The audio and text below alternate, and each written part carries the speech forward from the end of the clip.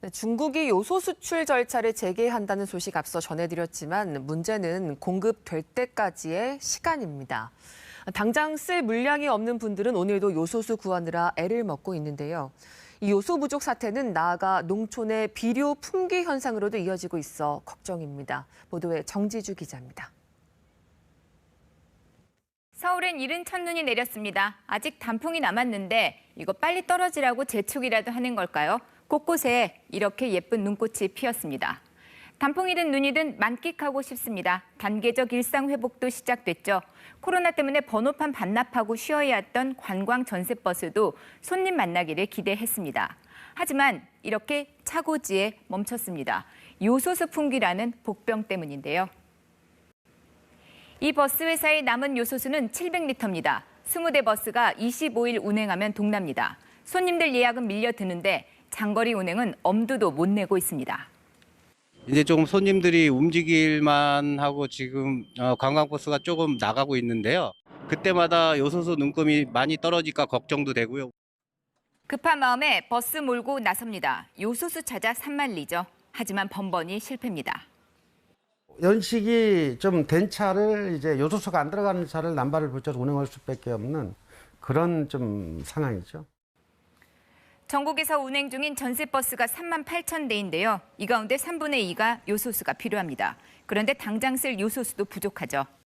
만드는데 하루 이틀이 걸리는 것도 아니고 그럼 이 공백기가 또 나타나겠죠. 또 해결이 안 된다는 거예요. 그렇게 요소수 필요한 분들은 오늘도 줄을 섭니다. 어디 판다는 곳만 있으면요 산다는 보장이 없지만 달려갑니다. 그런데 이런 상황을 악용하는 사람 꼭 있습니다. 직거래 해보려다 사기 피해를 입었다는 사례까지 속출을 하고 있습니다. 자, 농촌도 비상입니다. 농기계의 경우 75마력 이상이면서 2016년 9월 30일 이후 출고된 것부터는 SCR이라는 배기가스 저감 장치를 달아야 합니다. 요소수가 필요하죠. 2만 8천 대 정도 되는데요. 벼 수확철은 끝났습니다만 겨울에도 농촌 바쁩니다. 겨울 작물들이 있어서죠. 트랙터나 콤바인 등 농기계 움직여야 하고요. 작물 실어 나를 화물차도 필요합니다. 그런데 역시 요소수가 없습니다. 지자체와 생산업체가 선착순 판매 이렇게 나섰는데요. 준비된 물량들 금방 동나버렸습니다. 요소수뿐만이 아닙니다. 이 요소는 비료의 중요한 원료인데요. 요즘은 이 요소 비료도 만나기가 힘들어졌습니다. 요소 같은 경우는 이제 한 달 전에 떨어져서 지금은 이제 특히 가져올 수도 없고요. 매입 자체도 안 되고. 그렇게 비료 창고에는 남아있는 비료가 거의 없고요. 농민들도 발길을 돌려야 합니다. 요소 비료는 작물의 성장을 돕는 영양제 역할을 하거든요. 제때 뿌리는 게 중요합니다. 각 농협마다 1인당 구매 수량 제한을 뒀습니다만 물량 자체가 없습니다. 농민들 못 구해서 애를 태우고 있는데요. 당장 월동 채소와 감귤 주 생산지인 남부지방과 제주도가 그 직격탄을 맞고 있습니다.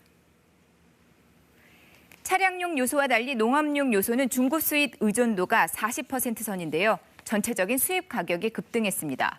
1년 전 톤당 270달러에서 최근 900달러까지 3배 넘게 뛰었습니다. 그러면서 비료 가격도 이미 14%나 올랐습니다. 이런 상황이면 앞으로 가격 더 오르겠죠. 더 걱정되는 건 내년 비료 수급 상황입니다. 말레이시아나 인도네시아 아니면 중동에서 해야 되는데 우리나라가 지금 그동안 그쪽에서 구매를 잘 안 했으니까 이제 우선은 주 구매선이었던 데부터 주겠죠. 굉장히 좀 어려운 상황이에요. 이 비료 가격 상승은 결국 농가 생산비 증가를 불러오고요. 그리고 농산물 가격 인상으로까지 이어질 거란 우려도 나오고 있습니다. KBS 뉴스 정지주입니다.